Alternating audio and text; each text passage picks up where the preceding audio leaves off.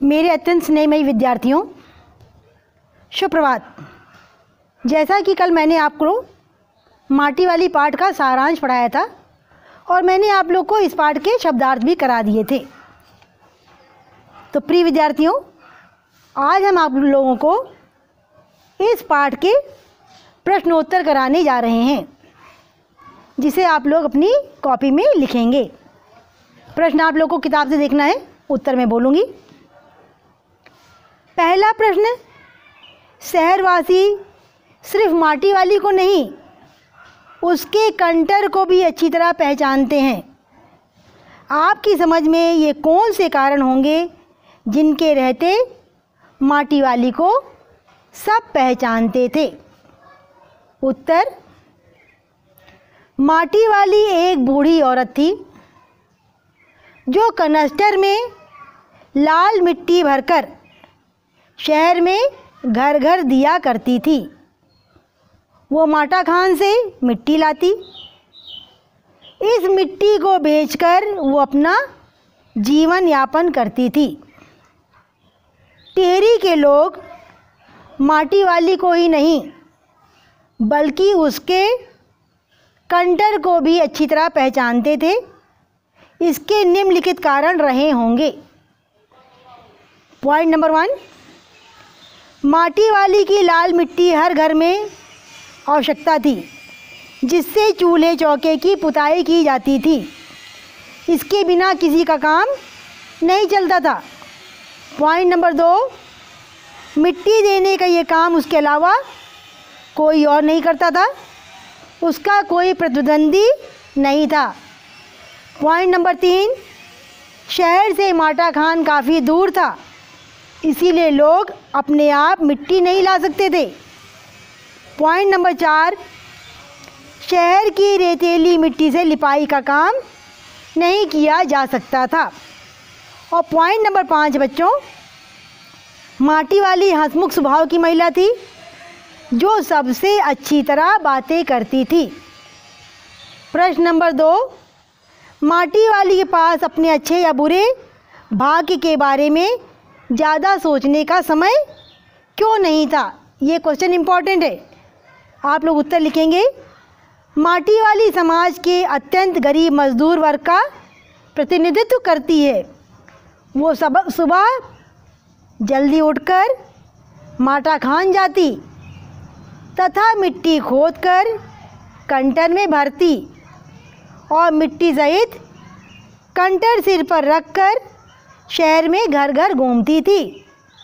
इसके बदले में लोग उसे 1-2 सूखी रोटियां, कभी कभी ताज़ा बासी साग या चाय दे देते थे। उसे अपने बीमार पति की चिंता भी रहती थी, उसकी देखभाल भी वही करती थी। अपने इस दिनचर्या को अपनी नियति मानकर वो जिए जा रही थी। ऐसे में उसके पास अपने अच्छे या बुरे के बारे में सोचने का ज़्यादा समय नहीं था। प्रश्न नंबर 3, भूख मीठी की भोजन मीठा से क्या अभिप्राय है?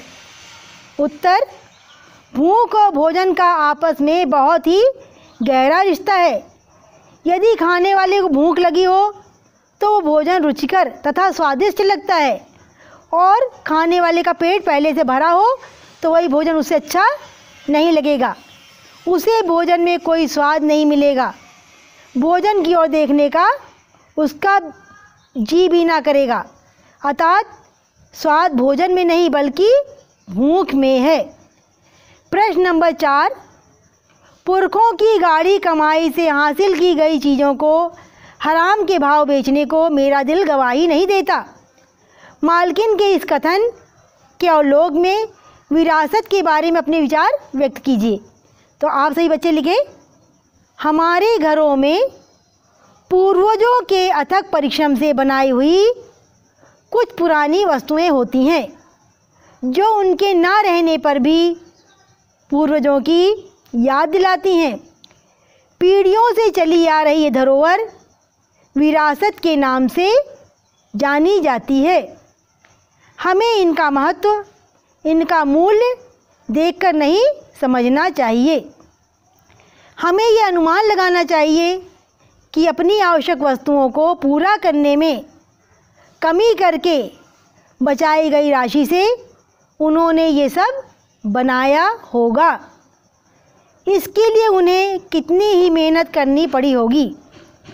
लोग धरोहर का मूल्य समझे बिना उन्हें अनुपयोगी वस्तु समझकर औने पौने दाम में बेच दिया करते हैं। वे आज के दौर की सौंदर्य वृद्धि वाली वस्तुएं खरीद लेते हैं तथा अपने पूर्वजों की यादें नष्ट करते हैं। हमें अपने पूर्वजों की बनाई वस्तुओं को सहेज कर रखना चाहिए तथा उनकी रक्षा करनी चाहिए। इसके बाद प्रश्न नंबर 5 है, माटी वाली को रोटियों का इस तरह हिसाब लगाना उसकी किस मजबूरी को प्रकट करता है? ये क्वेश्चन इम्पॉर्टेंट है।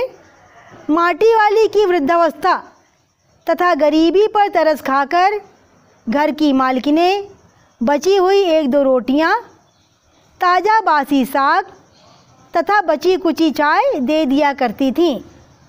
वो उनमें से 1-आध रोटी अपने पेट के हवाले कर लेती थी तथा बाकी बची रोटियां कपड़े में बांधकर रख लेती थी ताकि वो इसे ले जाकर अपने बूढ़े, बीमार व कमज़ोर पति को खिला सके। माटी वाली को जैसे ही 2 या उससे अधिक रोटियां मिलती थी वो तुरंत सोचने लगती थी, इतनी रोटी मैं स्वयं खाऊंगी तथा इतनी बची रोटियां अपने पति के लिए ले जाऊंगी। उसके द्वारा रोटियों का यूँ हिसाब लगाना उसकी गरीबी, मजबूरी तथा विवशता को प्रकट करता है। वो सुबह से शाम तक मेहनत करने के बाद भी 2 जून की रोटी का इंतज़ाम नहीं कर पाती है। ये उसकी मजबूरी है कि रोटियों का हिसाब लगाकर ही 1-आध रोटी स्वयं खाती है तथा बाकी अपने पति के लिए रख लेती है। प्रश्न नंबर 6, आज माटी वाली बुड्ढे को कोरी रोटी नहीं देगी। इस कथन के आधार पर माटी वाली के हृदय के भाव को अपने शब्दों में लिखिए। माटी वाली को घर घर माटी पहुंचाने में इतनी आय नहीं हो पाती थी कि वो कुछ साग या सब्जी खरीद सके। उसे घर की मालकिनों से जो 1-2 रोटियां मिल जाती थीं उन्हें ही बचाकर अपने बीमार बूढ़े पति के लिए ले जाती थी। वो इन रोटियों को साग या सब्जी के बिना ही खा लिया करता था। माटी वाली इस बात से दुखी है पर वो मजबूर है कि कुछ नहीं कर सकती। उस दिन जब वो 3 रोटियां बचा कर ले जा रही थी तो सोच रही थी आज वो कुछ प्याज 1 पाव खरीद कर ले जाएगी और अपने बूढ़े को रोटियों के साथ प्याज कूट कर देगी। रोज़ सूखी रोटियां खाने वाला उसका बीमार पति आज तो प्याज के साथ रोटियां खा लेगा। इसके बाद प्रश्न नंबर 7 जो कि महत्वपूर्ण है, बहुत ज़्यादा महत्वपूर्ण है, वेरी इंपॉर्टेंट क्वेश्चन। गरीब आदमी का शमशान नहीं उजड़ना चाहिए, इस कथन का आशय स्पष्ट कीजिए। तो माटी वाली नामक इस पाठ में लेखक ने गरीबों की विस्थापना की समस्या को अत्यंत प्रभावी ढंग से प्रस्तुत किया है। लेखक ने टेहरी से विस्थापित होने वाले लोगों के दर्द को अत्यंत गहराई से महसूस किया है। माटी वाली के पास ना अपनी कोई ज़मीन थी और ना माटा खाना का कोई कागज़। वो तो गांव के ठाकुर की ज़मीन पर झोंपड़ी डालकर रहती है। माटी वाली एक दिन जब घरों में माटी पहुंचाकर आती है तो देखती है उसके पति की मृत्यु हो चुकी है। माटी वाली के सामने इस समय मुख्य समस्या शहर में विस्थापित होने की नहीं बल्कि अपने पति के अंतिम संस्कार की है, क्योंकि शमशान घाट डूब चुके हैं। उसके लिए घर और शमशान में कोई अंतर नहीं है। वो सोचती है एक और व्यक्ति प्रतिदिन विकास का दावा करता है, पर गरीब आदमी का सब कुछ छीना जा रहा है। मरने के बाद उसे जगह भी नहीं मिल रही है। वह पीड़ा एवं हताशा के कारण कहती है कि आम आदमी का शमशान नहीं उजाड़ना चाहिए। प्रश्न नंबर आखिरी 8वां, विस्थापना की समस्या पर एक अनुच्छेद लिखिए। तो उत्तर है बच्चों, आज व्यक्ति, समाज, देश सभी प्रगति के पथ पर अग्रसर होकर विकास करना चाहते हैं। विकास के लिए देश में बिजली, पानी, सड़कें आदि की अच्छी व्यवस्था बहुत ही आवश्यक है। जिन स्थानों पर बिजली, सड़क संबंधी परियोजनाएं स्थापित की जाती हैं, वहाँ के नागरिकों की ज़मीन को अधिग्रहित कर लिया जाता है। इसके बदले उन्हें कहीं दूसरी जगह स्थान दिया जाता है। विस्थापितों के लिए मात्र जगह देने से ही समस्या हल नहीं हो जाती है। लोगों को अपना बसा बसाया घर छोड़ने के साथ व्यवसाय तथा खेती-बाड़ी से भी दूर होना पड़ता है। सरकारी आदेश की अवहेलना भी नहीं की जा सकती है। लोग अपने पुरखों की बनाई जमीन जायदाद, घर आदि को छोड़ना नहीं चाहते हैं। उनके लिए ऐसा कर पाना बहुत ही कष्टकर होता है।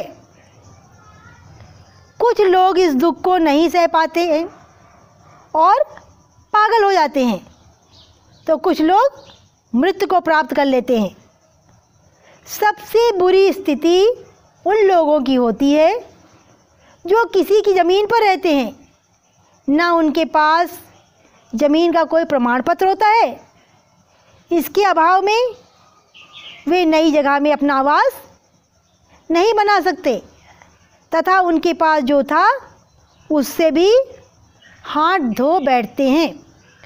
तो मेरे बच्चों, ये थे आपके प्रश्न उत्तर। बस इन्हीं के साथ मैं अपनी वाणी को विराम देती हूँ।